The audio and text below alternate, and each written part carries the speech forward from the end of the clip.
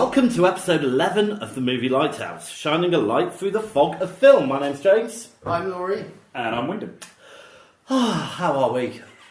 I'm still hot. Yes, It's relentless. Well, it's not. We pissed it down last weekend when I was at a festival and camping. Oh yeah, you did. Yeah, okay. Did do a bit of that.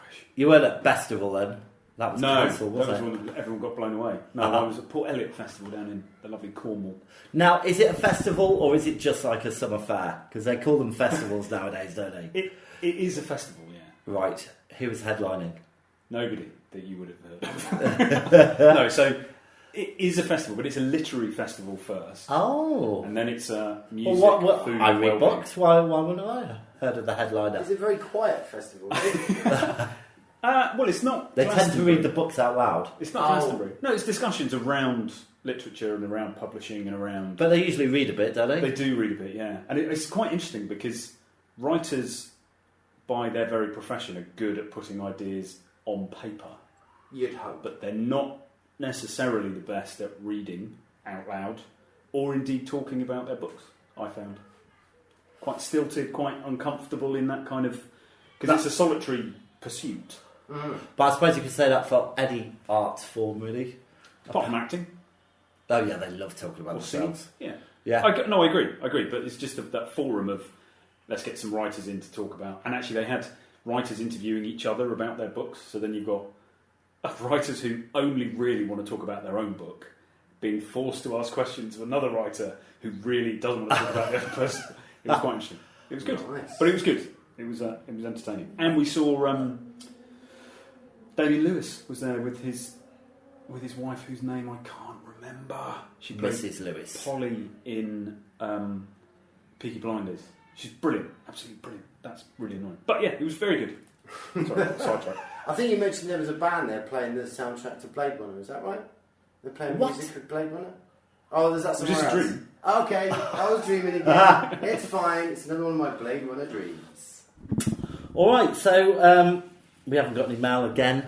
To be fair, in the last episode, or maybe the last two episodes, we did forget, or certainly the last one, we did forget to remind people, although that might not be the reason. Remind them what? Of how to get in touch. How do you do that, guys? It's a good question. Well, I can tell you. Why don't we do a little bit of light housekeeping?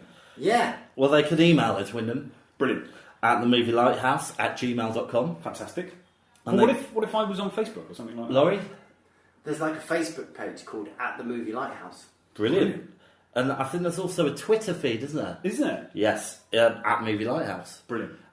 And if you're into pictures, then there's also an Instagram account, @the Movie Lighthouse. Anyone got any news? Oh, not really. Other than, I some think shit it fell off the last time.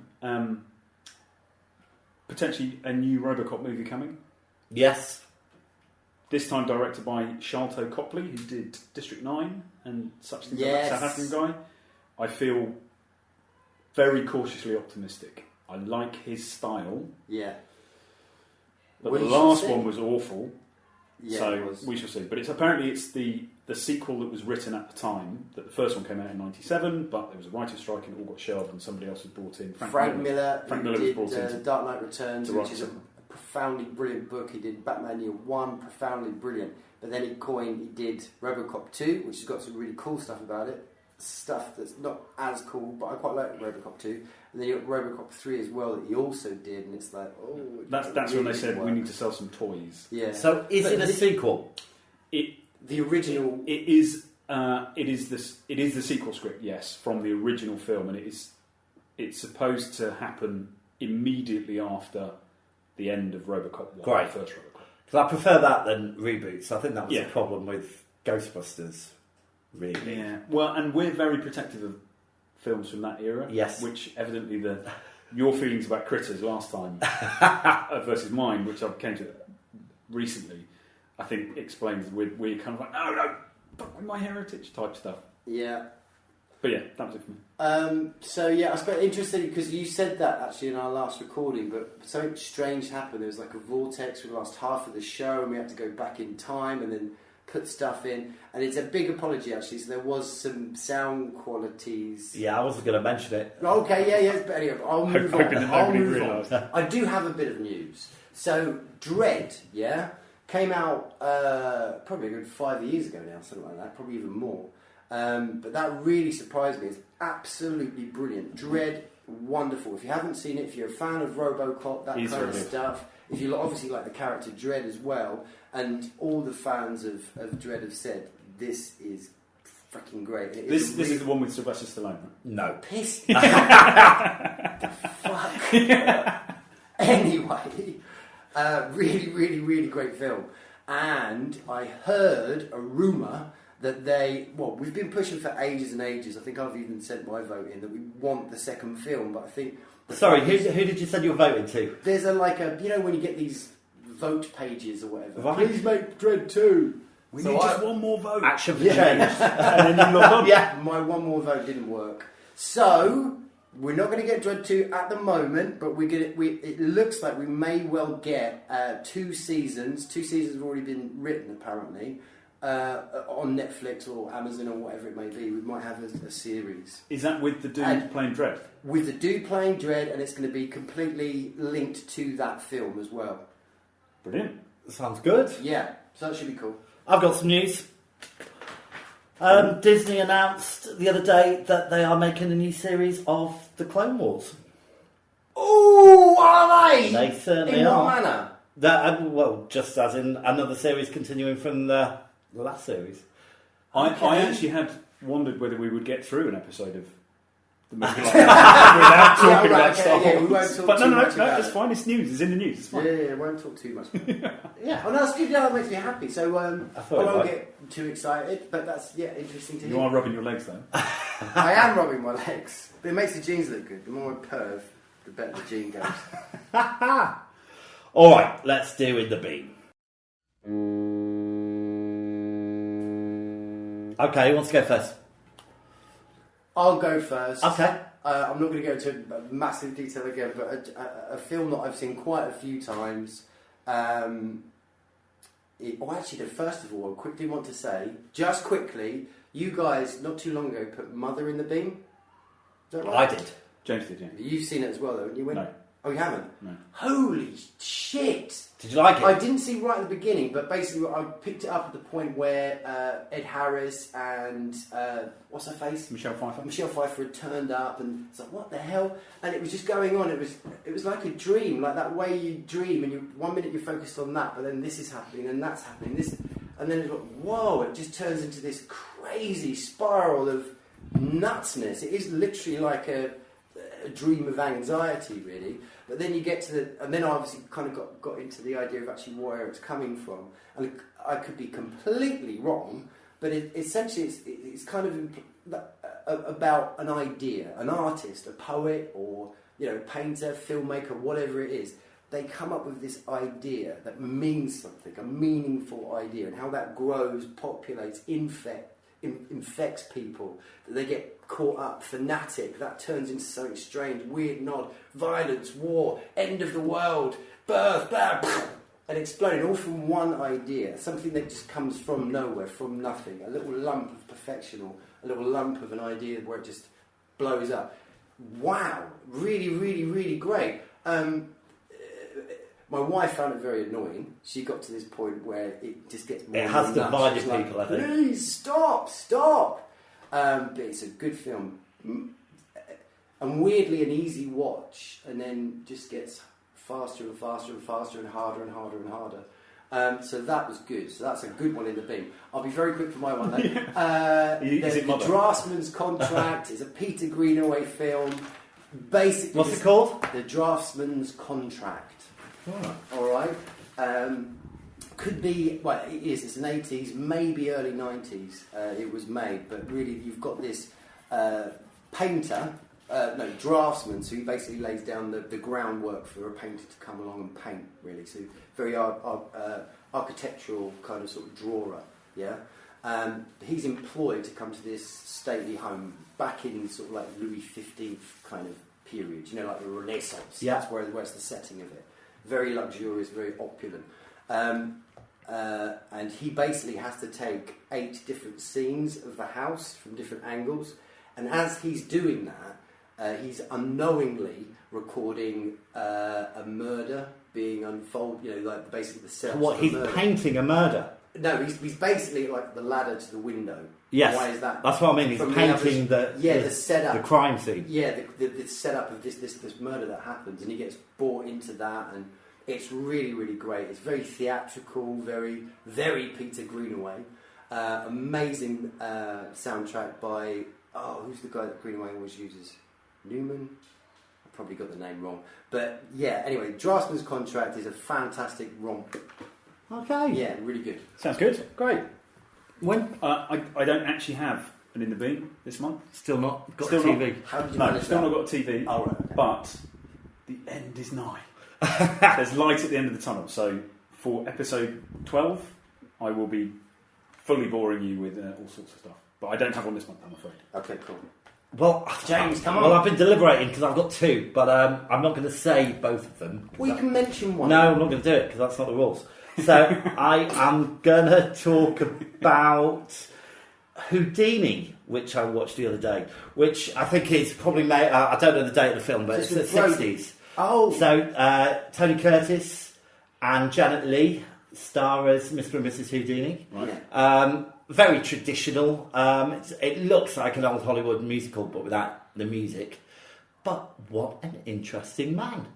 You know, and again, I don't know, how much they kind of changed, adapted the story to come out and make it roll along so nicely. Do they keep him a nice guy, or do they go into some dark bits? No, he's pretty much a nice guy all the time. Okay. Yeah. Do you see the stuff where he's like promising his wife he's going to figure out to come back from the dead? Yes. Okay. Yeah, at the end he touches on that. So after the death of his mother, he kind of investigates paranormal. But there's this whole scene where they go to a clairvoyant and the lights go down, and then there's like these white hands, just basically gloves floating around, and then there's a head on a stick and stuff like that. And they buy it until somebody exposes it at the time, which I thought makes him quite... what's the word when you're taken in by things? Gullible. Gullible, yeah. But yeah, I thought it was brilliant. And that was on Netflix. So there you go. I highly recommend it. Tony Curtis is always good. Right, let's draw the rocks. Yeah! Cool. Have you got any noise for the rocks? No. Come on, there's always room for noises. And I know exactly what it sounds like. Listen, ready? So here we go again. So have you got a replacement? We were talking about this just before we started, that Laurie can be quite critical without anything to put in place. I'm a very busy boy. 5 days a week. No, seven. Right, so go on then, kick us off. Have you seen anything that you don't On want the to rocks, recommend? yeah, again, it's actually quite a tricky one because luckily, if it's a bit shit, I have the mind to flick it over.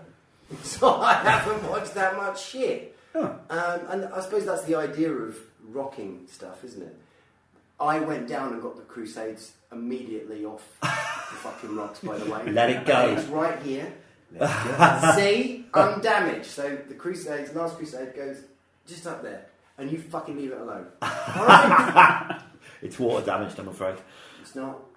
With them. I do. Oh, you No, do? I do.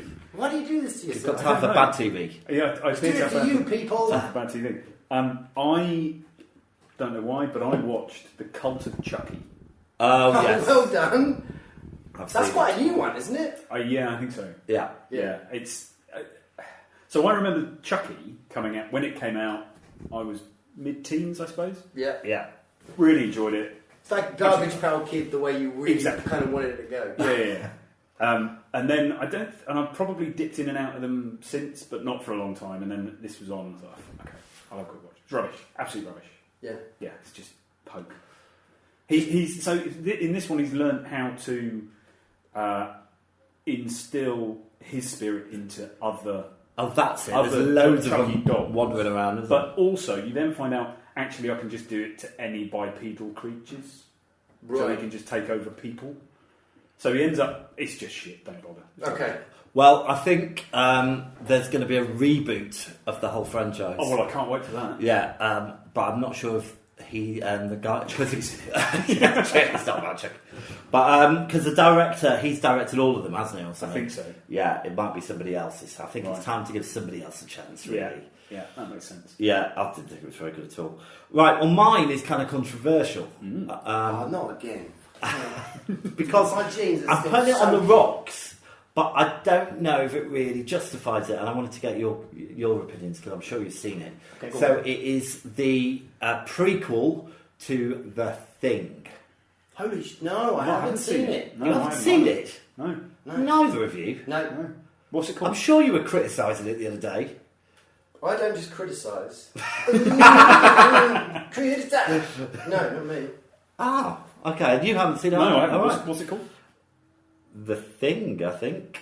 Can't be called The Thing. Why not? Oh, The Thing I Think. No, I think it's just called The Thing. It can't be called The Thing. Why can't it? Because the thing's called The Thing. Yeah, That's that, the thing. That would be confusing. See, that's the thing. There's other examples of this. Ghostbusters. Yeah, but the second one's called Ghostbusters 2. No, I'm not talking about Ghostbusters 2. What I'm are you- talking about Ghostbusters with the women in it. Was there no little hoo-ha? Was This there no time hoo-ha? it's... Don't think so. No? No. Fair enough. Fuck off. It's Anyway, not. let's get back to The Thing. Yeah, okay. Well, now I can't discuss it because you both haven't seen it. You can discuss it. Well, I can discuss it, but I don't know. I thought it was very well made really. You're not in the beam, you're rocking it. I know, but I'm about to criticise it. Okay. So I'm But he's criticising. just giving it some. It did a really. It was trying really hard, but Okay. I think it suffers in the same way that the Star Wars prequel suffered. Because it's just... no, he just rolled his eyes at me. Because it's just filling in the blank. You know where it has to get to a point. Yeah. So you're actually looking at the vehicles and where they park them and then thinking, oh, is that the last... Oh, so you're looking at it from the... Are they German or something? That team? Swedish? Or... Swedish, I think. But, again, Ah. half of them are American. Didn't mention that in the original, In the thing. did they? Well, it's not the original, in the remake of the... Because there was a 1950s, The Thing from Another World. Which Yeah. is great. It's very good. It's like one of those... it's like black and white films always do that. You think, it's just going to be a bit... Wait a minute! This is great! Draw you in, yeah. Yeah, so that is... Yeah, that's a good one. That's a good one. But, and I suppose the other thing that it suffers by is it's virtually exactly the same storyline again, which obviously Right, it would yeah, be, yeah. but, you What can't about, trust anybody. what about the effects? Is it with the budget, half the budget? Well, yeah, I mean, the effects are styled very much on the 1980s film, but obviously they look better because there's more money. Right, or okay. it's easier to do the effects Yeah. now than When was it made then? I think about 6 years ago. Oh, crikey. All right, okay. Right. Again, We're rocking it for now. I'll go down and have a sniff and I'll come back and tell you. fantastic. the arbiter of the rocks over there. Yeah. Yeah, It's he nice. built himself a little shed. Never treat me fair.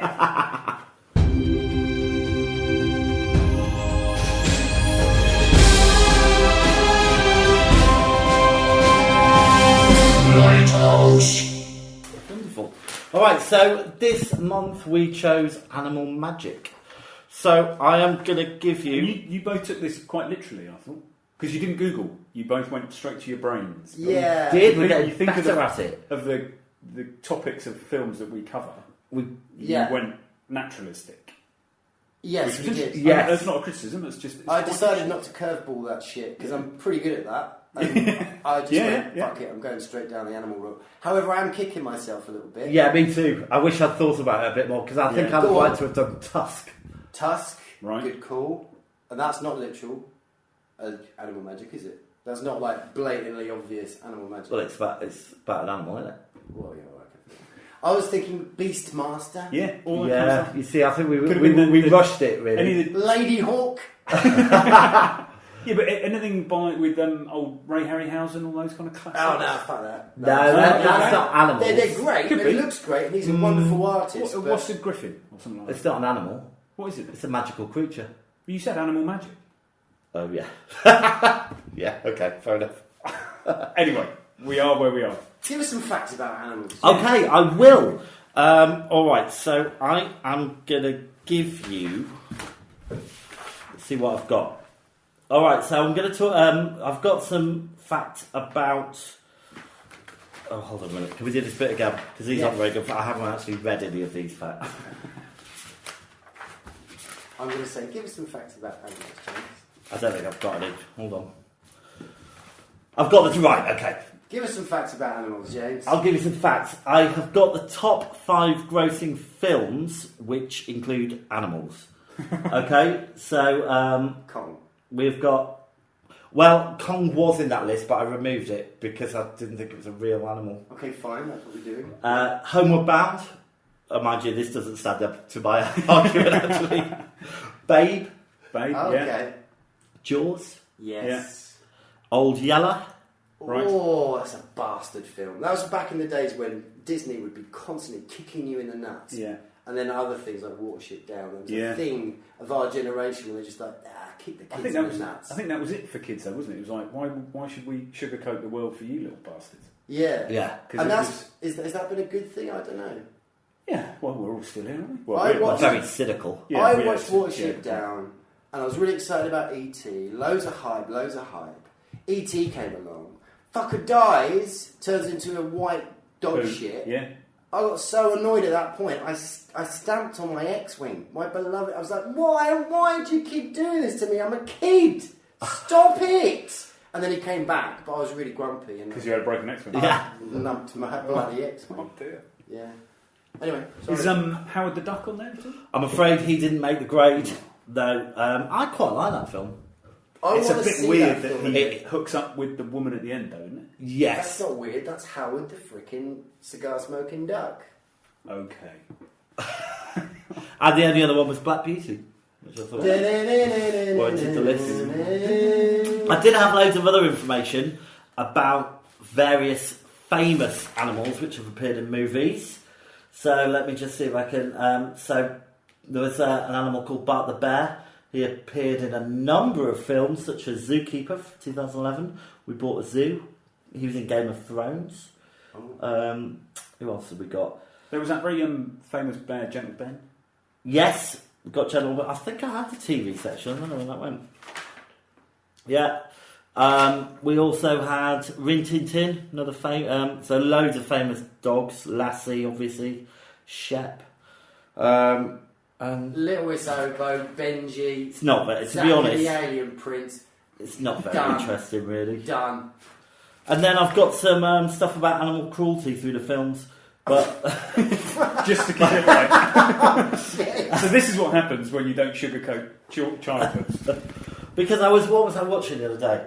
I can't remember, but they stamped on a load of cockroaches. Yes, that was Starship Troopers. Yes, and I Yeah. thought, well, there's no way. Well, they're bugs, though, aren't they? So they're technically. But I bet that bothered some people. I bet it. I don't kill anything Apart from? knowingly, apart from mosquitoes. That's the only one on my menu. If I'm having a shower, a little moth's in a bit of shtuck, I take time out and get that moth out of shtuck. Very good. Because I'm like that. Bit of a And dick. how is your karma? I'm Pretty well balanced. by the a sound of it. comedian, man. Yeah, Yeah, nice. it's always good. Oh, right, okay, so I'm going to tell you one of these things, because I've read it now. This is quite interesting. So, Apocalypse Now, 1979. Oh, yeah. There are few sights more horrifying than a corpulent Marlon Brando in a black muumuu, but the ritual slaughter of a water buffalo at the climax of Apocalypse Now wins by an arterial squirt. Yeah. The buffalo is already marked for a ritual sacrifice by the indigenous tribe. So they actually killed it for real. Yeah, Coppola filmed it. Francis Ford Coppola is well aware of the shock value of watching the living creature fall apart like soft butter under the tribe's blades. Yeah. So what do we think about? Do you think that you should have done that or not? I think the film, it's yeah, I do. There's stuff that he's trying to do with that film that's it's big. He wants to make it important. It is a very, very impressive film and moving, and that stuff happens. And you know, the only reason, actually, to be honest, if I'm honest with myself, why I eat meat is because I terribly remove myself from the fact of it. It's interesting. So I'm much more squeamish about that kind of stuff the older I get. And we went to when we were on holiday recently. We went to a fish market in Oliao in Portugal, and we bought some sea bass for the barbecue later that evening. But it was still flipping about, Yeah. And we watched the fishmonger descale and gut this fish that was clearly While it was still not dead. Oh right, okay. And it had both me and Louisa going, "Ooh, yeah. oh, blimey, it's a bit close to the Yeah, moment." yeah, we yeah, did yeah. we did eat it, Yeah, obviously, yeah. because it's be a waste not to. But yeah, I think in these Yeah. kind of things, I don't like. You I don't like to see it. which is actually in. We're going to go on to talk about it, but there's a bit in one of the films that we watched where it was like, nice. Oh, I see what you've done there in Cujo. There's to avoid all of that kind of animal cruelty stuff. We'll get to it. Okay, well, You've got to we'll get to that in a bit. Highlight that thought. Yeah, so Should we get to the main feature? yeah, Come on, let's go. do it. All right, so shall we start with Cujo? Yeah, why not? All right, so let's have a clip.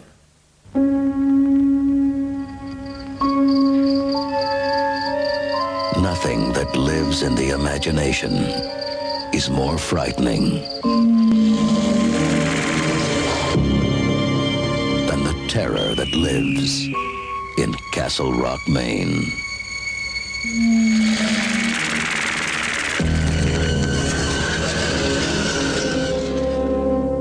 Cujo?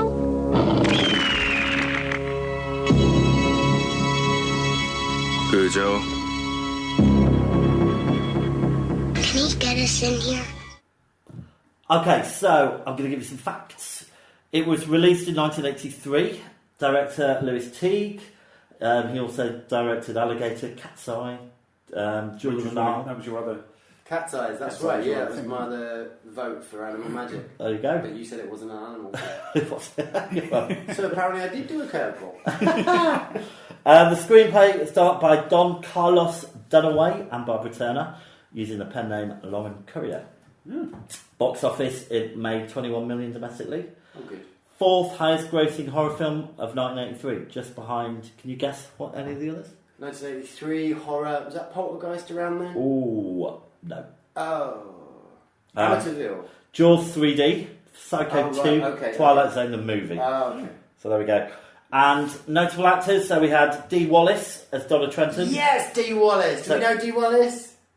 Yes. Go on. She's in another film that we reviewed. Ugh.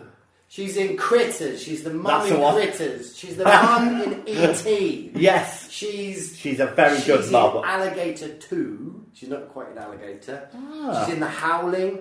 And, all our favourites, an episode of Taxi. Which episode of Taxi? Alex Romance. Ah. There you go. Right, so we've got Danny Pintaro as Tad Trenton. Daniel Hugh Kelly as Vic Trenton. Yeah. Christopher Stone as Steve Kemp. Ed Lauter as Joe Camber. I'm not going to go down anymore. Yeah. Alright, so who wants to give us a synopsis of this film? I'll give it a go. Okay, so... When I said that, I was kind of meaning Wyndham. But Fuck it. no, do it. I want to see if you can condense the film into like a synopsis. So what have we got here? So basically, it's kind of one of those films that you can quite easily forget really what it is. But when you watch it, is it about a dog chasing after a bunny rabbit? Right, stop. Getting his Stop. head- Yeah. Do you know what a synopsis is? I'm saying. No, do you know what a synopsis is? You say like the back of the video covers. All right, okay. It's Like basically that. it's a situation. A woman and her young boy are trapped in a car while a rabid dog is outside trying to get in for quite a big That's section it, of really? the film. You're done. But that is not it. Cujo is not that. Carry on. Do you ever go on your synopsis? No, that covers I it think for you me. did it really well. That's not it though. That's not this film. Carry on. Well, I also have written down that that's not what the film's really about. So, Yeah. So, all right, okay. So, let's get on with our first memories of this film when we first saw it. Wyndham. I first saw this film yesterday, Yes, you did. and it's a film about a rabid dog. Whatever else you do. So it's a Stephen King book, right? Yeah. It was based on a Stephen King book, and there aren't that many likeable people in it. I think it was one of the first things I noticed. So the Cujo is the dog of a mechanic's son living out 7 miles outside of this town. I like Cujo. Cujo, I like. I like the son as well. He's alright. Yeah. But nobody else is of they're all We'll really- get on to them in a minute. Oh. So the first time you saw it was yesterday. Yes. It struck me as this is Jaws on land. It's a furry Jaws. Yeah, that's not a bad way to sum it up. There are definitely similarities. And your point about Watership Down earlier, Yeah. that opening is just like Watership Down. Is it? With a little bunny rabbit Yeah, with a scampering off? with a The rabbit- bit at the start of yeah, not the start of Watership Down, no, which is a cartoon in a cartoon, isn't it? indeed, yeah. But no, not the start, but the bit where the dog is chasing the rabbits. Yes. I was like, it's not Watership Down. Oh. Yeah. Yeah. So we're saying like the first time we saw it. So it took me a while to see this one. So I probably saw it about 15, maybe 20 years ago, something like that. So I was old. I was already into horror. I was already into film. And at that time, I remember it really surprising me. I thought, shit! I never realised it was this good. I never realised this film was going to be this good. So yeah, and I suppose we'll probably go into all the stuff that it really does deliver, because it's really not about just a dog getting his nose bitten by a bat when it gets its head stuck down a hole. It's a kind of... By the way, Jaws is not about a shark. As is this. Is not necessarily about a dog that's been bitten by a dad. It could be, now slap me if I'm being a bell end, kind of a metaphor, a warning of extramarital sex. So I know. I'll be going with I that. completely disagree, because I was thinking about this, and the events, her having the affair, in no way led to her being in that car. The serial poisoning everybody led to her being in that car. You know, about the husband being away. Yes, you're right. Yeah, so actually... Yeah. So she's not to blame. Yeah, she is blameless. The first time I saw it was this morning. I'd never seen this film before. I did watch half of it about 6 months ago. I bought it, but I was watching it with my dog and he didn't like it very much. Disturbed him, so we turned it off. I did spend every time Cujo came on the screen, I think, oh, poor Cujo. Exactly. He's such a beautiful dog, and that metamorphosis of him, I think, is really, really well done. You've got that beautiful piano. So he's been bitten on the nose. She goes up with Dad. Dad's there, and the little kid's there. And then Cujo turns up, and then the boy that owns Cujo's like, yeah, don't worry about him. You think, oh, shit's going to go down. And you have this very light piano, and Cujo's got he's a bit grumpy. He's got a bit of a He just wants a headache. bit of peace and quiet. Yeah, he's noises, all that, but Mum knows. Mum knows something's dodgy. She's got it clocked. I meant to say this as well. I had read the book years ago. Yeah. And I remember it quite vividly, and I remember the bits that are different from the film. I kept changing my mind when I was watching this film, because I wrote down here, the fundamental problem is you can't make a dog act rabid. And then I realised you really could. You really Yeah, it was really convincing. It's brilliant. And Brilliant. it gave me a bit of a jump, the first time it jumped up at the window of the car. I was like, Yeah. "Oh." Yeah. Absolutely. And this is another thing as well. We are, as kids, our minds go off, and like the kid in this film is scared of monsters, and Daddy's like, there are no monsters, and he writes him a poem or whatever, or a big thing, a mantra he can use while he's away, and he's not there. But it kind of, even the fact that, when Cujo's got his head stuck in the hole, they're bats, right? Yeah, we just see them as bats. They carry rabies, as it were. But it's more than that. It's this dark, they are demons. They're carriers of, because science has said, it's called rabies, in a different era, that's a demon, that's a possession thing. So monsters... So are you saying like people... like people with HIV are also demons? Is that how it works? Fuck me! No, they're zombies. So zombies, vampires, monsters actually do exist. Do you know what I mean? They're saying they don't exist. Anyway, am I going off on one? Kind of, but I think that's kind of cool about it. Okay. Yeah. Just again, you mentioned the kid. Again, I wrote down the kid is really annoying, especially when he's crying. And then it's like, actually, he's really good. Yeah, it's a Basically- brilliant performance. I think it was really Yeah. genuinely very good. Yeah. But my God, if I'd have been her, he'd have been out of the window and I'd have been running for the police car. Yeah. I'd be like distracted. Yeah, I mean, she could have just gone for the police car, couldn't she? She could. But we'll get to that bit, Yeah. I suppose. The thing you're mentioning there, though, so since I've been a parent, as it were, when kids, the vulnerability of kids and just that sort of, their sort of innocence, as it were, being on film, it's so much more effective, Yeah, and effective. So that whole scene in the car and stuff is really like. If you allow your mind to just drop into that actual situation and the innocence of that kid, it's like, whoa, man, that's so hard. Yeah, I find it So hard to watch. Yeah, I do get that. And especially the bit when he's shouting, I want my dad, and she's like, Yeah, she just wants to strangle him, Yeah. but yeah, it's just, it's great. And what we're touching on here is Cujo's a freaking great actor, Kid's great actor, she's a great actor. Yeah. The acting in I this liked is- everybody, actually. is You know, they all did their job Yeah. well, I think. So this was Stephen King once again doing like his world building, but kind of on a smaller scale than Salem's Lot. But we still got to see like the mechanic family, you know, and the stuff that they were going Yeah, through. and clearly that is not a happy marriage. Yeah. Yeah. So again, right, okay, so this is back to my thing. Linking it to, you said, you know, it's kind of Jaws but with the dog. So you said why King wrote it. And I'm not too sure, I'm pretty sure Jaws was written before this. And then Yeah, it was. Obviously, I think probably even the film came out before. Yeah. 1975, yeah. And there's Yeah. been a lot of talk about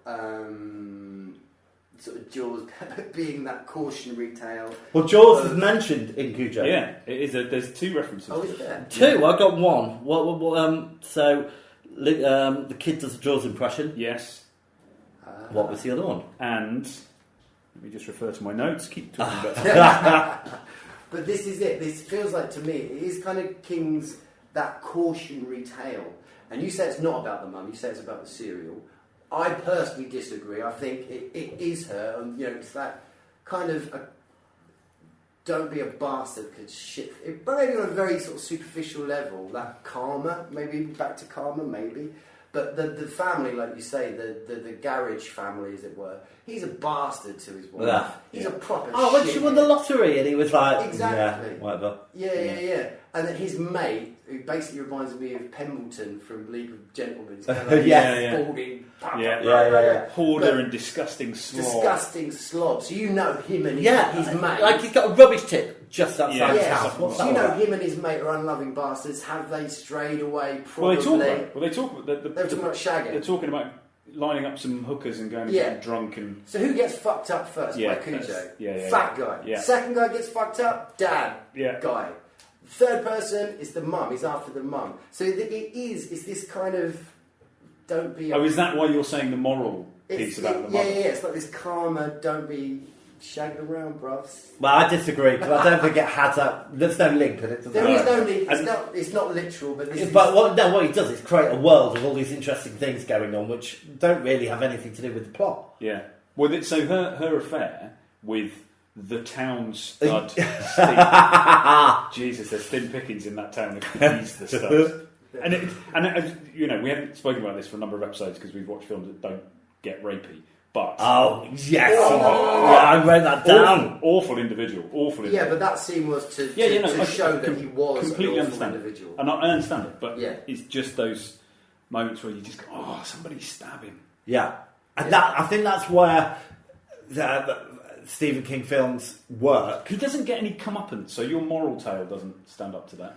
Well, He I doesn't don't. get I a can't remember what comeuppance. happens in the book, but I don't. Well, he ends up alone. Because he admits trashing the house later. Oh yeah, But because he hasn't, he's been. They assume he's Vic comes back and assumes he's kidnapped yes. the mother and the kid, and because that story goes away. I also like actually sometimes when films or whatever puts work into perspective, because there's this thing where the Yeah. dad is trying to call and he can't Yeah. get through to What, them. what's talk about that? Yeah, so basically he's part of this ad campaign. They did this big ad campaign. It was a very, very strange ad campaign actually, because I think their line is, bear with me 1 minute,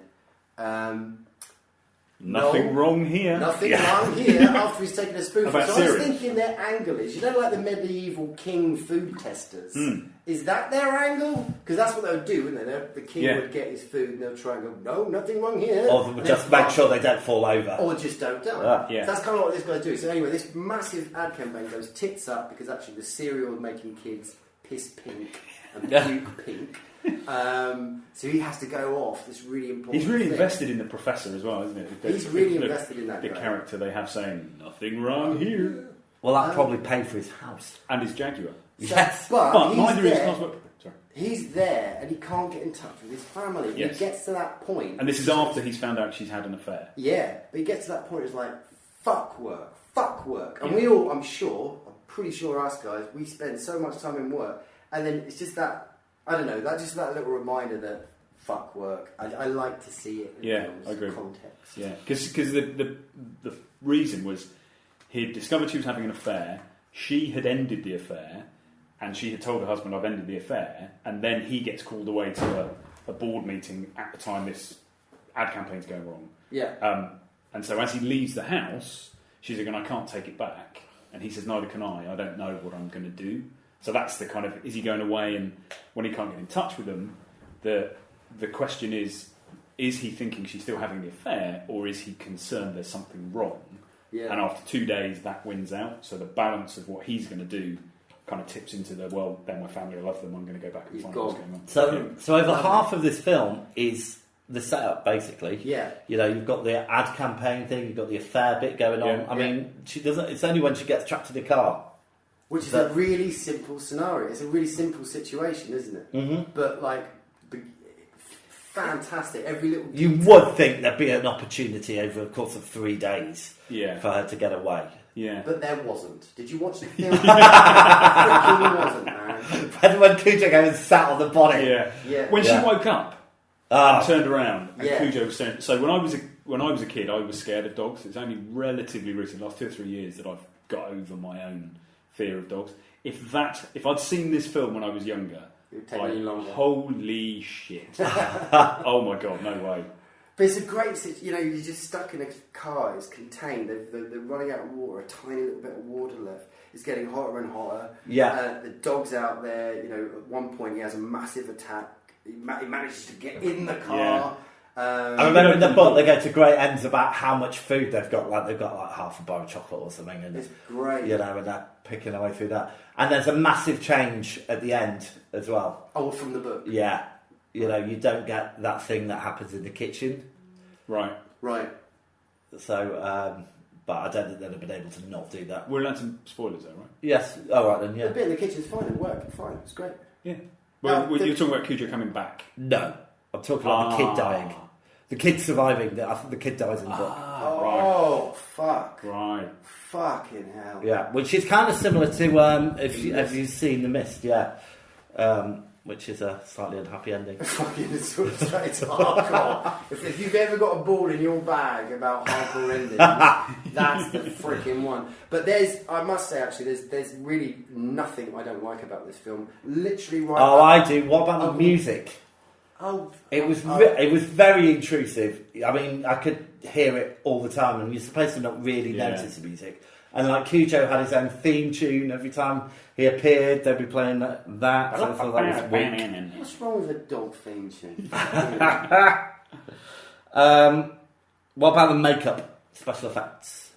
Brilliant. Actually, they're pretty good. Yeah, again, I thought they started a bit weak. I thought the blood on the nose looked a bit stupid. Yeah, but it just got better. But you think about the makeup with the kid as well, because he's getting more. Yeah, that was good. He's like, Cracked lips and pallid complexion. Awful. But I don't know whether I didn't Google what actually happens to an animal when it's got rabies, other than it foams at the mouth. Mm. But he was green, snotting from the eyes as well, and that was good. Yeah, he looked good. He Yeah, looked pretty beaten up. Do you remember rabies being a really big thing in the 80s? I remember there been lots of programs about it, dramas. Yeah, but we there were didn't even have like There was you have what? like sort of There was in between TV shows or whatever. You have like a social awareness, like don't pick up fireworks kind of advert. Are you sure you're not thinking about AIDS again? Look, Because that was the big campaign of the 80s. there was that. That was the other one. But we had firework campaigns. Don't pick up fireworks.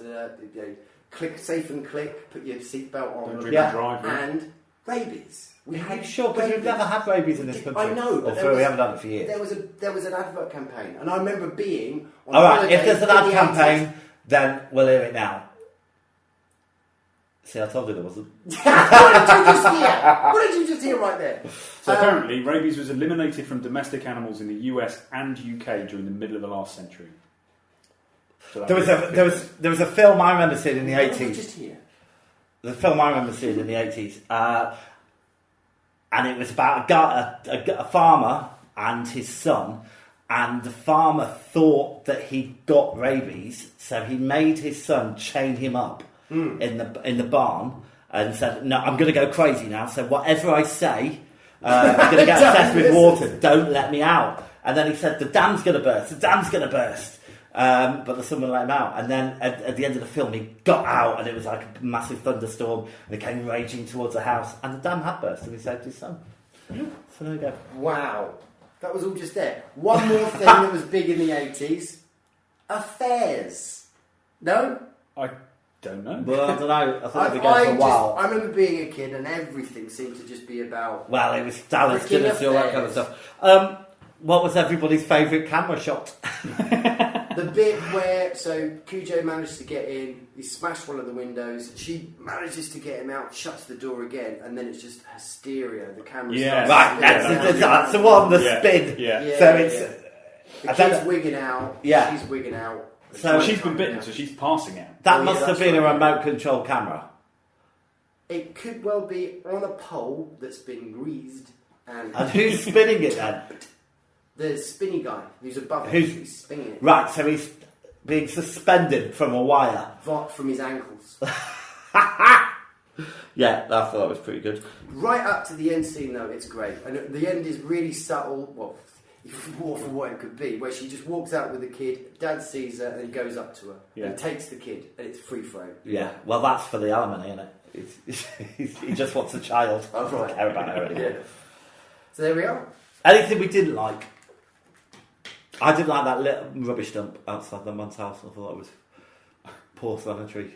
It was Visuals. very unsanitary. Yeah. I don't know, it was all right. Yeah, there was nothing- It was nothing that it stood out. I thought it was very melodramatic, but Yeah. that's just the time it was made, really. Yeah, and actually, I think weakest performance was probably Vic, the husband. Yes. I thought. Or He's all right, he does his job, but Exactly, he's- he does fine. Don't worry about that. It's a really good film. Cujo is a surprisingly good film. anyone tell me the sitcom that it was referenced in for an episode? Remember when Rachel watched it on Friends? Oh right, okay. Did she like it? She was very scared. Oh, was she? Yeah. Oh, okay, bless her. Right, I suppose that's it, really. Yeah. Anyone got any best lines from it? Any lines stand out? Not really. I can't Well, there is actually- a great lesson in there talking about relationships. Take and a stuff bottle like of water. where Vic and they're all having dinner, and Vic says to his wife, "So marriage is running out of conversation. Maybe it's time we have another baby." Yes. And then the kid does the Jaws thing, and there's only one Jaws reference, but it's like, no, don't have another baby. Maybe get involved with a rabid dog, and then rekindle the. Imagine they may needed to have had another baby if they went Oh, with yeah, the that's original Give me a ending. little bearded one that looks like the guy out of Halloween 3. And he was like, why does he look like that? It's because it's his. Everyone's favourite scene. I Or don't favourite know. moment. I don't know. It would probably be one of the close-up shots of Cujo. just Yeah, it looking would be really the- I tough. think it was when he jumped up and it actually scared me. It I was jumped. she had opened the door and couldn't close it in time, and he was in the car. It actually put me in mind of what was the Australian Razorback. Razorback. Yes. That kind of just constantly can't stop him. He's just coming. He's coming. Oh, and when he was driving his head into the side of the car. This was the bit I referenced earlier. The cruelty to animals. They've evidently taught the dog to get up from its right side, because you see not the dog, but a camera pile into the car, and then it cuts to Cujo Yeah. bouncing up. You go, right, I'll have another go at that. Yeah. And like any time he's thrown or kicked or hit with a bat, Yeah. he then kind of evidently rolls up. It's good. Such a good actor, that dog. It So was good. very, yeah. But actually, I Should would have say done a some weird research one. about the dog. Oh yeah, no, I did. Ah. So the dog, he was supposed to be in Beethoven afterwards. Right. That was slated for much sooner than it was actually made, but because he was a proper method dog, he got rabies No way! and then had to be put down. Did he really get rabies? Yeah. Holy shit! God. That is. You're lying. Are you bullshit? Wyndham? Jeez. Sorry. Oh, there is actually one scene in this film, so you kind of, it's, you know, we have all this sort of love for the 80s, everyone's going on about it now. But, you know, this film, You are. everyone's going on about it now. All the affairs All and the affairs, public the awareness rabies. adverts. It's not obviously, you know, it's All the not aware rabies. of, it's, you know, it's not making an effort to be any sort of real stylistic film. But there's this one scene where there's like a paper boy taking the paper to the house, and obviously they're not there. But you just see him on his BMX. It's very quiet. He's just pedaling, and the film takes time just to show that boy going up to the house, and it's dusk, as it were. I think that's my favourite scene. It takes 45 minutes for the dog to get, you know, It does, yeah. dangerous, really. Although, Let's to be honest, score it. Oh. from a newspaper perspective, I think you want that at the beginning of the day, don't you? Did I say dusk? You did. I meant yeah. Fine. Unless it's something like the Manchester Evening News. Indeed. Or the Evening Standard. Right. I haven't got my score sheet. What? I know. I left the folder at home. So. there are 10 categories. I have them written down Oh, here. fantastic. Could Let's you play some remind... incidental music. Oh no, you've got it. I've got them, yeah. Oh, yeah. I've got them. Could you remind the listener what these Do categories you want all are? 10 in one go? No, I'll do it one at a time. Okay. Performances. 9. Crumbs. I went 6. You're harsh. I've gone 9. Okay. Effects. 7. I went 7. 6. We're good. Plot. 7. 7. 5. Direction. Well, I went 6. for that spinning technique alone, I'm going to give it an extra point, so I'm going to give it a 7. 6. Okay. Cinematography. I gave it 5. For that spinning shot alone, I'm going to give it a 7. I'm going to go 5, even though it's probably higher, but I'm just going to go 5. Sound. Oh, 1. Wow. I went 5. 5. Originality. 8. 6. 6. How many films have you seen about a dog terrorising a car? I've seen Jaws. It's a furry Jaws. What was that? Originality? Yeah. Enjoyability. It's a surprising 8. It's really great. Yeah, I'd give it an I went 6. Rewatch factor. 4. 3. 4.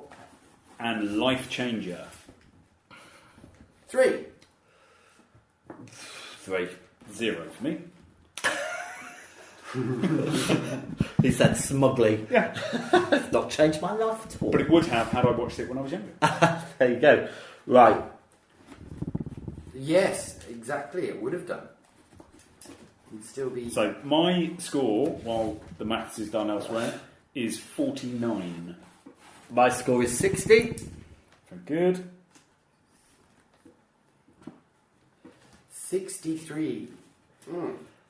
Which gives it a score of 57.3 recurring. Yes. So, 57.3 little while. Okay, so that puts it just below Blood Feast, but above Critters. Right. For me, that seems fair. No, it's better than Blood Feast. Oh yes, but I meant in relation to Critters. Yeah. Yeah, I think, yeah, well, it's yeah. Let's just draw a line under it, shall we?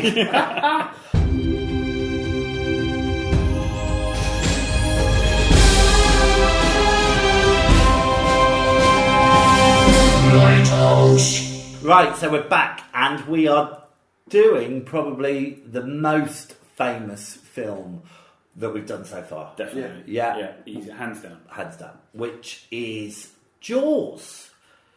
So let's have a clip. There is a creature alive today who has survived millions of years of evolution without change, without passion, and without logic. It lives to kill. A mindless eating machine. It will attack and devour anything. It is as if God created the devil and gave him jaws. Okay. Yeah. So, It's different to the House trailer, wasn't it? Very, very different. This House is supposed to be the Japanese Jaws. Oh yeah. yes. So we can directly contrast and compare how good a job they did. Yeah. Dimensional. Okay, split. let me give you some facts. Fact me up. Right, it was released in 1975.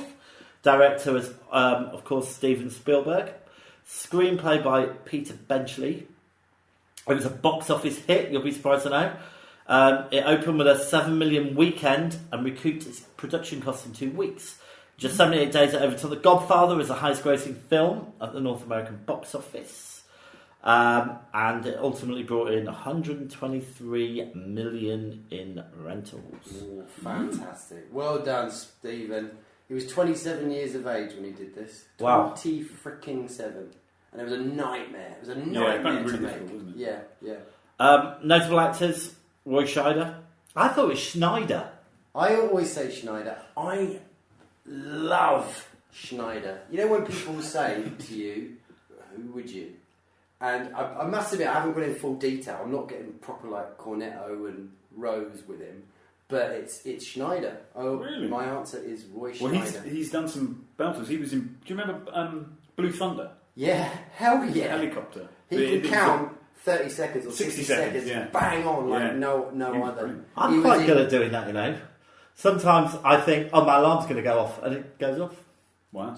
You've got that wizard warlock thing about you, though, haven't you? Right, also, Robert Shaw played Quint. Yeah. He's an amazing actor. Is it Quint? I thought it was Quint. Quint. It's Yeah, Quint, it's right. Quint. But incidentally, he went to the same school as my brother. Many years apart. Ah. But, yeah. So, What school was that? Truro School. Truro School. In Truro. why didn't you go to in that Cornwall. school? Because No, I thought it was American. it was private school. Oh. And And they put all their money in the first child? that's it. Oh, yeah. no. I was the third child, so. Sure is amazing. Still am the third child, by the way. Right, Richard Dreyfuss was Matt Who's Hooper. brilliant as well. I love Richard He's Dreyfuss. great in this. I don't Lorraine, know how much more I can carry. Lorraine Gary was Ellen Brody. She's very good. Murray Hamilton was Mayor Larry Vaughan. He's very good. Carl Gottlieb was Meadows. Jeffrey Kramer, Deputy Hendricks. Yeah. Susan Bacalini was Chrissy Watkins. Now, Chrissy, yeah. she deserves a little mention. doesn't Chrissy's she? Girl as well. the girl right at the beginning. Opening scene, yeah. Oh, is it? Oh, no, I don't mean her then. Oh, right, okay. I thought it was a mother. And Peter Benchley was the interviewer. So, alright, so it's going to be kind of hard to do first memories for this one because I think Jaws is entrenched into nearly everything we see and do from 1975 onwards. It's like the whole, you know, it's standard for filmmaking. But Jaws itself. It was the start of the marketing machine. You know, I think before that, Jaws was the first thing that it had a load of marketing materials made for, and like the publicity machine really got going.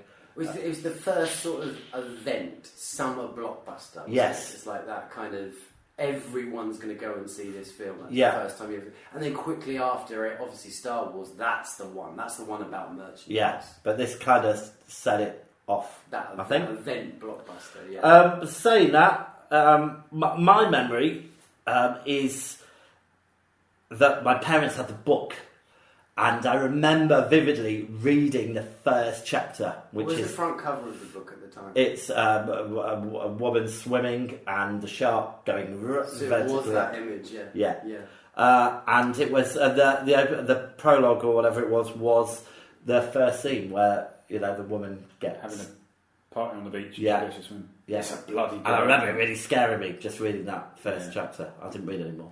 Yeah. It's a great opening to the film. Though. Brilliant. I mean, And so they're all the bloke who can't join her because he's too pissed. Well, okay, he saved himself. What a tool. But just the shot when she's swimming and it's just a camera beneath the water, and she's silhouetted as she's swimming in the Like water's like mermaid. light blue. And it's Yeah. like, oh my god, it's awesome. Yeah. I mean, it's the moment.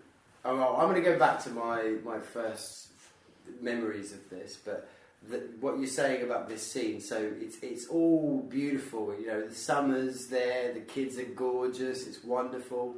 They have this run down to the beach. She's taking her clothes. Lovely, lovely, lovely. She's swimming. You see her looking like a mermaid. And it's that moment where you see the silhouette of her, and she puts her legs up and then goes down into the water. That's the moment where the anxiety suddenly comes. It's like, well, here we go. Because that's that unseen thing. Well, that must This be when film is a monster. not the actual classic theme, but that's when the music is. I know we'll get to music. But the Yes. music is such an important part. Yeah. And it We're is already- proper anxiety. I mean, I think inducing. I know they had a terrible time making the thing, but it seems like the stars aligned in all the different things. Like every kind of scene, every bit is kind of iconic, and I was surprised at how quickly it moves along. Yeah. Yeah. You know, it's like, Yeah. wow, are we here already? Yeah. So I'm going to go just quickly to my First first memory. memory. So, again, this is the generational thing for us, blessing or whatever it is. It's just what it is, I suppose. But it was always on. Every Easter, on. Bank holiday weekends, on. And, you know, and then obviously the video tape machine goes into your home, so you push record on that sucker, hoping it's not ITV. Because you always just have to preempt the adverts and With a little pause. box that comes up in the corner. Yeah, cut a little bit out, this, that, the other. But I think actually our copy was originally ITV, and then a couple of years later, BBC played it. So there were little scenes and stuff that I was not as familiar with. But albeit it was on TV loads, I consumed this film tons. So I'm going to say a stupid number, aren't I? I'm going to say hundreds. I don't know if that's actually quite close to the truth. We're quite keen on facts. Yeah. Maybe like House of Stories, Well, basically, on the summer holiday, I could probably guarantee it's probably at least every other day I would have watched this film solidly for about 3-4 years maybe. Wow. I've watched this film a lot. I'm obsessed with it. It gave me an obsession with sharks, an obsession with the sea, the unseen threat, and all that stuff. It made me scared of swimming pools. It made me scared, obviously, of the sea. It made me scared of the bath. When I pulled the plug out of the water, I had to get the fuck out of the bath really quickly, or else the shark would come. And it made me scared of blue carpet. Right. There you go. right, a little insight into Laurie's mind there. And Thanks for that. Roman's future. Yeah. And what about your? Critters? Yeah, all right, fair enough. It didn't go down very well. But I said, I went Jaws, and my wife went, no, it's not going to happen. I think that's probably Yeah, right. it would Yeah. ruin your summer holiday as well. Yes, it probably would. Because there are loads of shots that didn't. Yeah. You're Recent Yeah. attacks, yeah. In Spain, All over the Cornwall. place. in Barcelona, Right in the middle, yeah. Barcelona. So come on, what was your first memory? I wasn't as young as Laurie, I don't think. I think so. It's quite hazy because, as you say, it's such Yeah. and catch-all film that we're all so familiar with. But I think I would have been in my early teens, and it would have been Oh, right. on the TV. Right. Oh, no, maybe 11 or 12, just before my teens. Right. And it didn't promote in me a fear of the water or anything like that, but it was like, holy, I'm just jumping at everything. And just Yeah. that constant, well, no, not constant, but that instantly generated anxiety Yeah. when the cellos come in and you go, oh my God, something bad's going to happen. Yeah. But it's brilliant. But thinking back, it's, you know, we watch it now, and because I'm still struggling to separate out. Well, we're trying to be a bit critical because we're doing it for this, watching it for this podcast. But there was nothing I didn't like about it. As I remember, it was just like, it's amazing. It's such what I thought is it's such a fun and hopeful film. You know, the music is either the da-da or it's very jaunty, happy music. But everyone's having a really nice time all the time. You know, it's except when they get eaten by sharks and stuff. Yeah. But I thought it was very hopeful and it's just so good. It is so good. It's one of those things that you thinking about. We obviously haven't got to scores or anything like that yet, but you can tell when it's got a really good director, it's got some really good actors, it's got when all those things are coming Yeah. into But place. can Whereas a you lot tell? of what we've... Well, I think... You just take it for granted. It just feels right. That's what I mean. Feels good. That's and what I when mean. you actually do go back to it, maybe with a little bit of a pen in your hand or whatever, you're paying them a bit more attention. It's Yeah. like, fucking hell, this is profound, really, really well crafted. And again, when I've come back to it this time, actually on this watching, I've discovered it's not about a shark. It's nothing to do with a shark. It's about a dog. The rabid dog. There is a dog.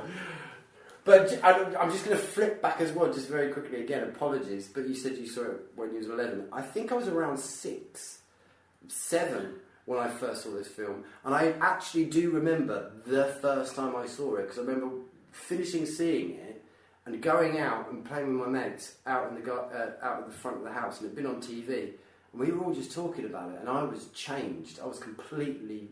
That film changed me. And my back garden, we used to have this broken down old car, just like a husk of a car with some pallets, some wood pallets. So that became the Orca.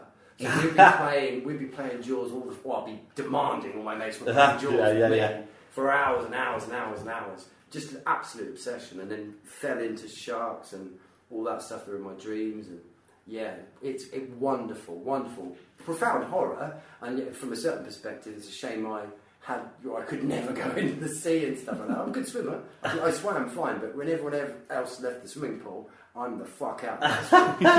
But as an imagination and as that thing, this film gave me tons. Brilliant. Okay, so let's talk about the world building again a little bit. So, the town of Amity. Mm-hmm. Okay, I've been fortunate enough to go on the Jaws ride at Universal. Oh, that was the dream, It's gone man. now. It's gone now. Gone. And it was very much like the film, actually, because you have the shark, which looks just like the shark in the film, going under the boat and then jumping up and all that kind of stuff. But what really made that ride was, the guy who drove the boat. What Quint. No, in the park. Derek. Well, whoever it was, the skipper. Okay. Because they had a script, you know. It's like, hey, welcome to Emily, we're going to have a great time, all this kind of stuff. And that's kind of what the film's like. Yeah. You know, they're gearing up for their summer. It's you've got all the characters of the town, and you know, I thought that the mayor, it was the first. You know, they kind of set the standard for slightly dodgy, power-hungry, selfish mayors. It's all hypocrisy. Amity, it's all smiley, happy-go-lucky, da-da-da. It's the paranoia of America, where it's all happy-go-lucky, everything's good and fine. But underneath that water, that silhouette where the legs go down, there's the motherfucker waiting. So it's, again, this film's not about a shark, it's about the paranoia of America. You know, the racial... But there is a shark in it. Yeah, I think there was actually. Yeah, I got obsessed about it as a kid. But when you come to it with a pen, this film's... Oh my God, there's so much. But I suppose any really good lump of artwork, you can get carried away and this, that and the other. But anyway. But the mayor did have a very natty suit with anchors on it. He did. Just His lighten the tone. His gap's Yeah. awesome. In the book, so he's really compelled to keep the beaches open because he's under the pressure. Yeah, because he's going to be really that happens in the film as well. And that happened. Yeah, so when That happens in the film. yeah. Oh, it's not the mob though. They don't say it's the mob. There is No, a but mob. there is. No, there's a- You mean gangsters? Yeah, the mob. You mean the townsfolk? No, I mean like the... Hey, you dirty I white. know. You goddamn sucker, I'm gonna put a punk in your ass. That guy. Right. No? Is that in the book? But you don't need to have the mob. No, but he's you just do a have. shithead. But you do have a mob. Yeah. When you first meet Quint, it's kind of like, are you going to close the... We are See, going to close the beaches. Everybody goes crazy. Yeah. Crowd. Because that's... Yeah. And it Because works, that's how they make their money. works both ways as well. So when they opened the beaches and nobody was swimming, you know, he'd make his mates go and old take their guy. kids into the sea. That old guy said, yeah, that's it. And he gets his wife and their grandchildren. suntan lotion on. I'm just going to wait here for a moment. Yeah, I'm just going to relax. Just get in the sea. Just get in the water. Yeah. And he does it, and he gets his wife's hand and the grandchildren's hand, and none of them are smiling. No. And they're that sacrifice for America. And did the mayor redeem himself? Amity, they're going in there. What? No. Yeah, he did. How? How did he redeem But himself? when he was talking to Brody, and said, "My kids are on that beach as well." My kids are on that beach too. Yeah, I saw his human side. But he completely, like you talk about his suits and his aplomb and his peacock. That scene you can see is just, is he smoking a cigarette in that?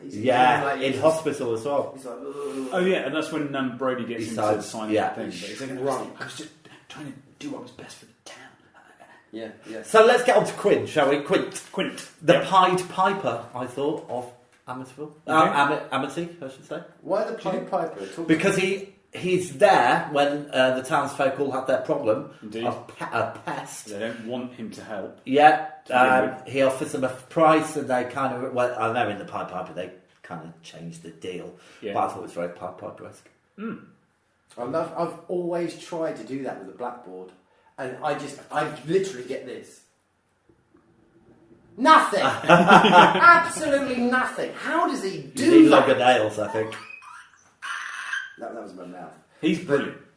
Robert Shaw is absolutely amazing. Giving this fruit. Yeah.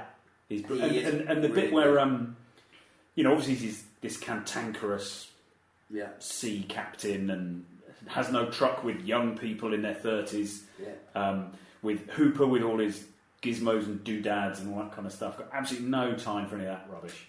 But then when they're the SS Indianapolis, but that scene when they're out for the first night, yes, they've encountered the shark, they've put a barrel in it, and they're getting pissed and singing "Show me the way to go." I'm tired and want to go to bed.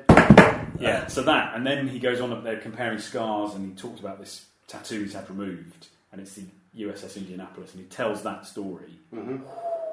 Yeah, bloody good. But apparently, when they first did it, you were saying it was a film full of difficulties. Yeah. Robert Shaw was an alcoholic, and he said to Spielberg, "I actually want to do it smashed out my head. I think it'd be better. Yeah. The character's drunk. I'm going to do it drunk." And it was awful. Yeah. Oh, right. Just got absolutely nothing. So we had to come back the next day with a hangover and do it straight, and that's what you get. And so good. Really works. So good. So just those three characters, I thought. So those three characters, you mean Brody, Hooper, yeah, Quint. and they all kind of have equal opportunities to be in control. So you've got what's his name? Who's the one that isn't Quint or Brody? Hooper. When he's doing the autopsy and he goes, "You can't smoke in here." Yeah. He said, and so everybody's respecting each other all the way through. And this is what happens. Yeah, that was a weird bit. That was the only It's bit a that really felt a bit weird clunky. edit, isn't it? Yeah. This is what happens. And this really greeny grey arm. Yeah, and I love it. It's very weird. I'm obsessed with it. Yeah, but then when he's saying we should cut the shark open and fight the shark they catch. Oh, well, they're drunk and they go up. Yeah. And I'm not gonna stand here and watch you cut that shark open and the little kidnap boys spill out all over the house. Yeah. It's good There's stuff. so many lines in there. It's just fucking hell, so good. All right, so Chief Brody, let's talk about him. Yeah. Scheider. Yeah, there's an interesting, not really explored. There's a few bits. So he's a New York cop, isn't he? Yeah. So he's an outsider. Yeah, he's an outsider. He's come on a year. He's been in charge of the police on Amity. 6 months, I'd 6 say, months more. because they hadn't experienced the summer, had they? Yeah. Oh, yeah, that was it. Not too fair. They arrived in the autumn. But and there's just a couple of little bits where you don't know quite his real relation. Why you don't know why he's come to Amity. Yeah. And then there's a couple of references about, we're going to go home, and his wife says, "What, New York home?" He said, "No, here home." But then he's also talking about when they're on the boat out of New York. He's talking about the difficulties of being a cop in New York, and so there's some subtext there that you don't kind of get. I know the book though. So Ellen, basically his wife, she was something in New York, and she's quite disgruntled actually. So she's a property person, isn't she? On Amity. What are they? Realtors. I can't remember. Realtors. She was something in New York, and she's quite annoyed about being stuck on Amity. And in the book, she has extramarital sex activities. Really? Actually, with Hooper. Is So this with a Hooper. moral tale? Yeah, so no, this is another line where I'm glad they've got rid of that bit. Yeah, I agree. Yeah, because that would have been a reason for the shark attacks. Yeah. But there is that moment when they're getting drunk with the wine, and Brody's sat there already half cut, and Hooper comes around and eats some leftover dinner, and they share some wine. But he's being quite charming with Ellen, so you can see that little kind of something bubbling there. But they don't decide to explore it. Yeah, I'm glad. Yeah, me too. I think. Yes, me too. But Roy Schneider Brody, he's scared of the water, Yeah. and you kind of wonder how are you going to be a police chief on an island? Because he's policing the land. Well, yeah, there is that. Yeah. That's the plan. That's the line, isn't it? It's only an island if you look at it from the water. Yes. But as soon as he's challenged and has to get in the water, boom, he's in. Yeah, He's a man learning who how to be a dominates sailor. his fears. Yeah. So that's the bit where the Kittner boy. No, he doesn't go in for the Kittner boy. No, he doesn't know. But there's the other bit where it's going. He on goes into the pond. over the other side. Yeah, where his son is. His Michael son is, and he runs in and grabs him. He does, yeah. I like him. Brilliant I would. I've gone that far. I would. We've got a picture of like not a painted drawing, a painting of Roy Scheider in our kitchen, and it's with a cigar in his mouth. It's just brilliant. He brightens any kitchen. So I suppose we have to give credit to Spielberg about this, but very natural, engaging performances from everybody, really. Yeah. But like when Brody meets Hooper for the first time, and it's like, "Oh, you're him! Oh, yes, you're him!" He kind of repeats a couple of lines and stuff like that, and you can see his real excitement. Yeah. So that was nice. Yeah. And then you got the funny sort of dippy cop in the background in that scene as well. Sort of Yeah. These are your people. You know their names. Yeah. And this is back to like Spielberg, like you say. It's just the setup of the scene. You know, the mob. You know, when they all go into the town hall after the boy being killed and that, we've definitely got a problem. And they're all just like saying their own bits. We can't shut the beaches down, blah blah blah. Only for 24 hours. Only for 20 little cuts of people when you get their idea, and it's well done, Stephen. All right, so let's talk a little bit about the shark, the effects. So I know that they had loads of problems with the shark, which meant that they didn't show it half as much as they were going to. Which is great. Exactly. But only because you pair it with John Williams' soundtrack. Yeah. Yes. Yeah. And that. So if I think ordinarily you can quite easily separate effects and sound, but it's such an integral part to the effect that you kind of think the shark is, yes, it's the mechanical thing, but it's more. It's more John Williams and his. And did you notice that when the shark, I don't know if it's every time, but when the shark actually attacks, there is no sound, there is no music.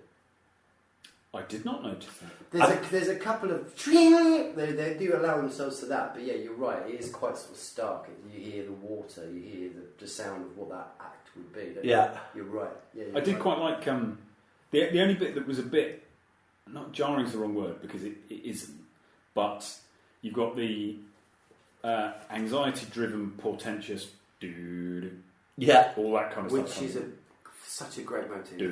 Yeah, brilliant. Yeah. And then so they put some barrels in it, and the shark runs with the barrels, and he goes, which goes back to the hope again. Yeah, exactly. It's hope. But whose hope?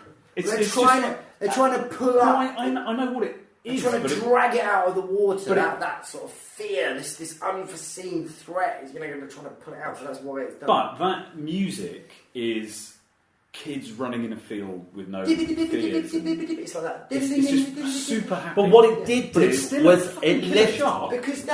But it lifted the spirits of the film. So so many 70s films are so depressing and dirge-ridden and stuff like that, especially all the sci-fi ones. You know, like Soylent Green. That's not why they did it. The reason why that music's there is because it's from the boy's opinion on the orca. They liked it. And the viewer's opinion. And it lifts. We're going to pull it out. I mean, the shark, again, if we're going to go back to that whole...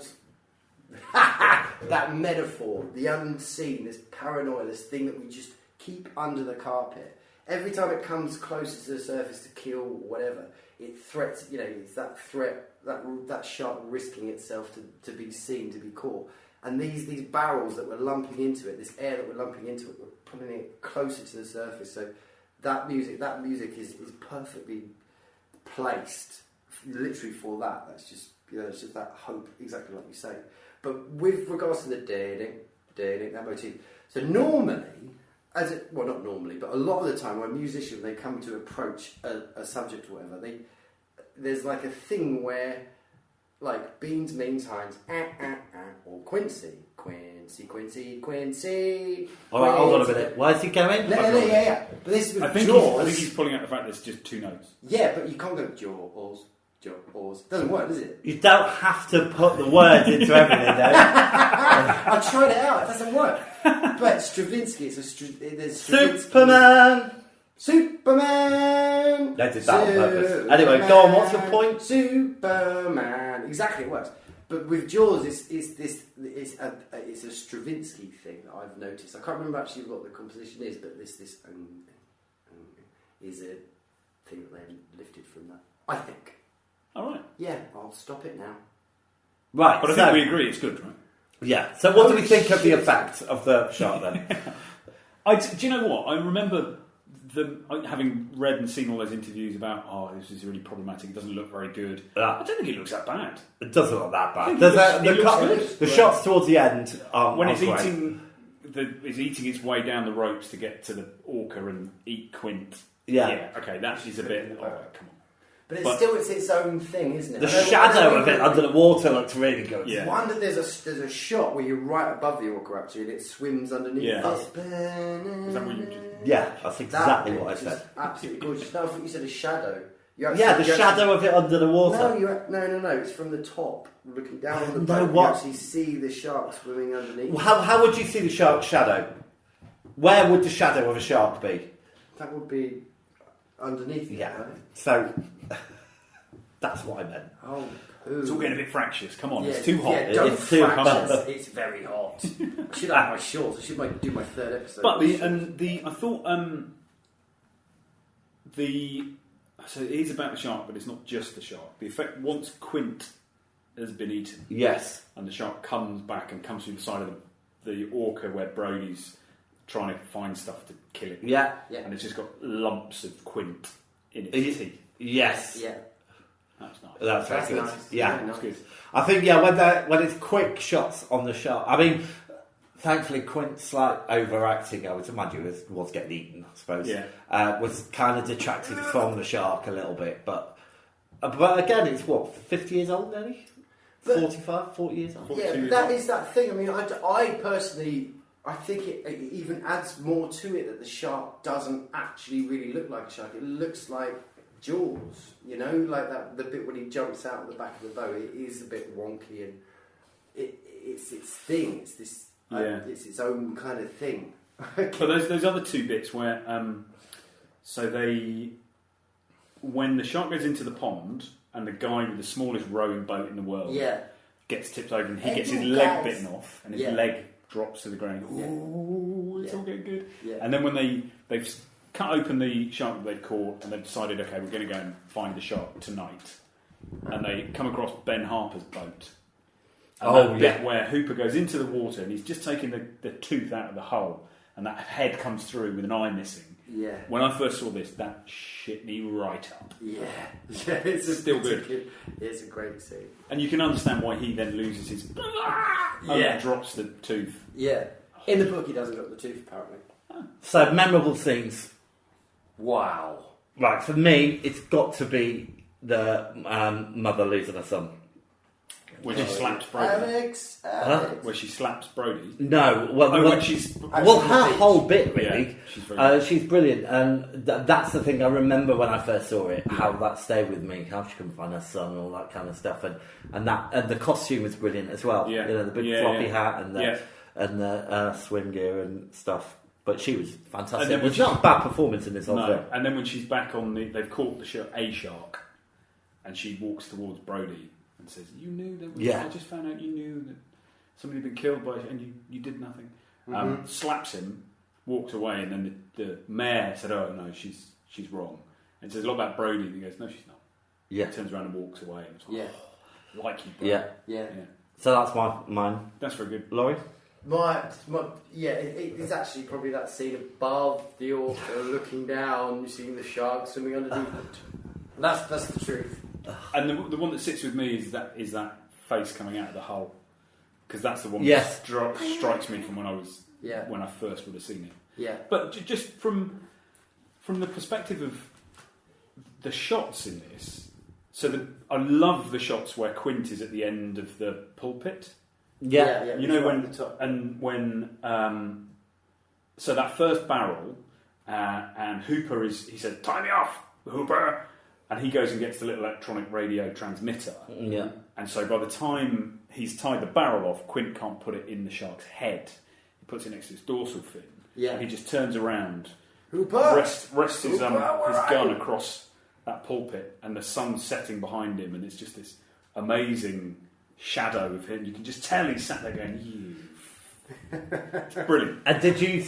You've all seen the bit with the shooting star. That's Yes. the first one that Yeah. because obviously Jaws was the only film that he did before this, so this is the first one where he put the shooting star in.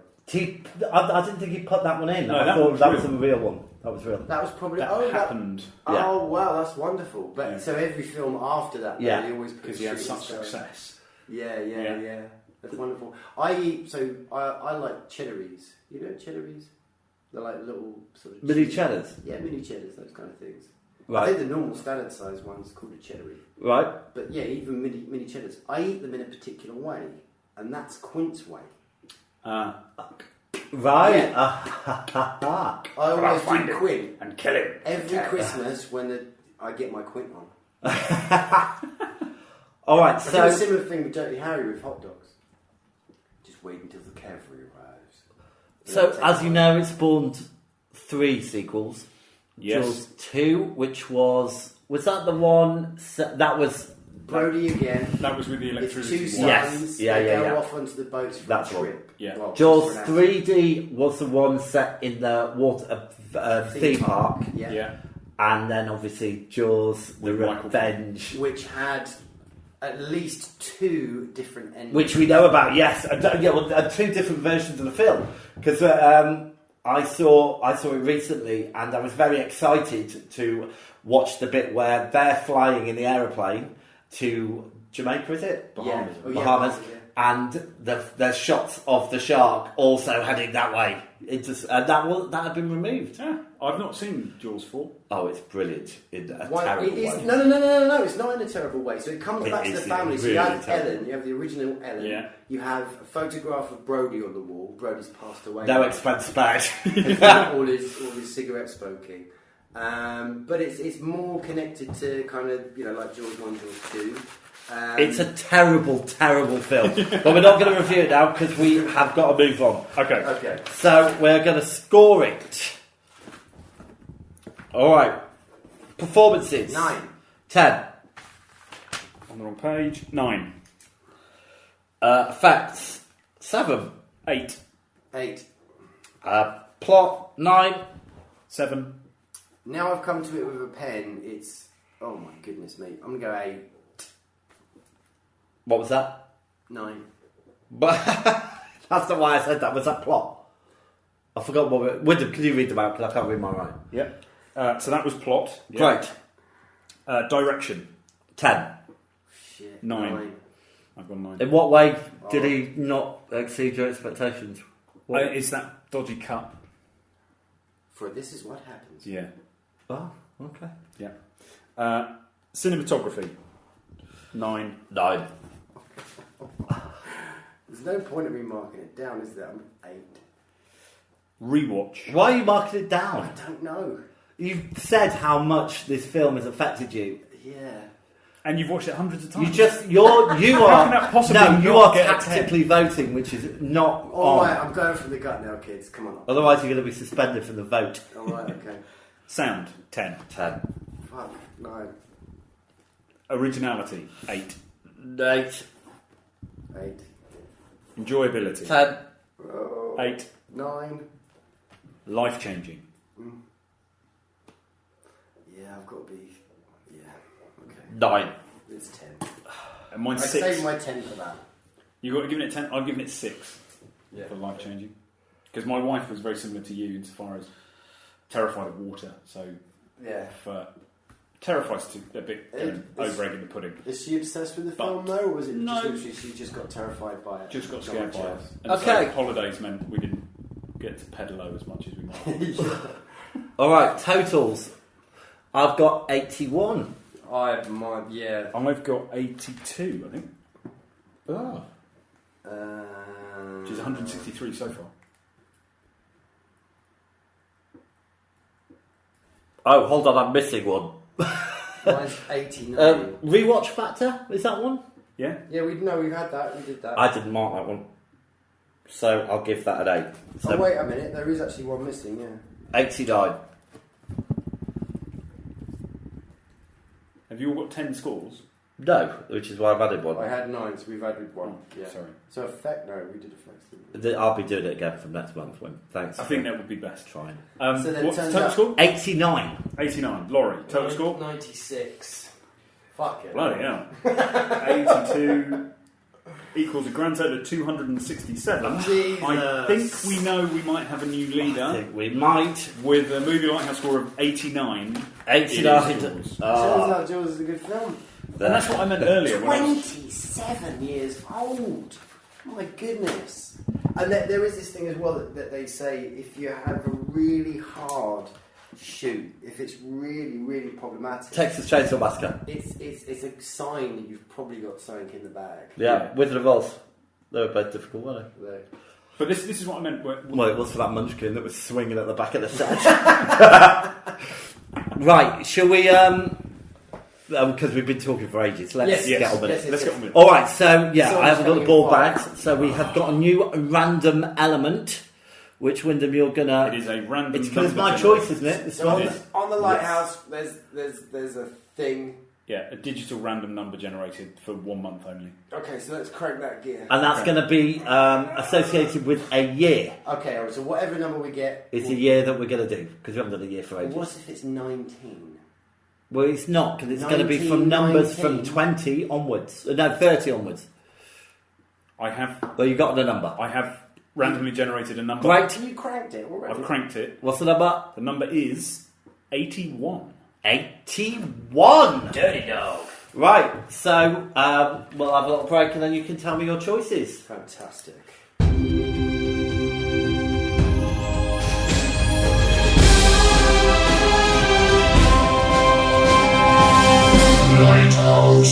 Alright, so we're back and the year is 1981. It's my pick to this month, which is amazing.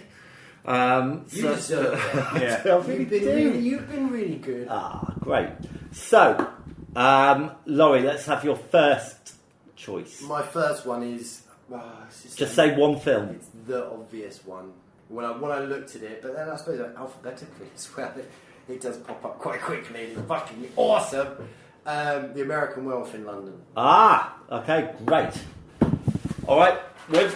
That was also one of mine, but not the one I've selected. I have gone for The Evil Dead. And that's the first one. Yeah. Okay, Laurie. Now, I was looking through on my phone and stuff, and there's loads. This is a good healthy, year, isn't it? healthy year. It's a good year. So I'm really, really sorry, and I always kick myself at the end of these shows because there's so much other more interesting You're stuff. doing yourself a public service. Yeah, I am. I am. That's what I see Like this kicking show yourself. as. Yeah, oh, right. I got as far as Mad Max 2. Right. Mad Max 2. Have you seen it? You've already said that once before. I know. And I But said no one I haven't chose seen it. Mad Max, so You that's don't need not to- going to get You checked. don't need to see Doesn't- Mad. It's got nothing to do with Mad Okay, Max. just to warn you, Mad not Max. looking good.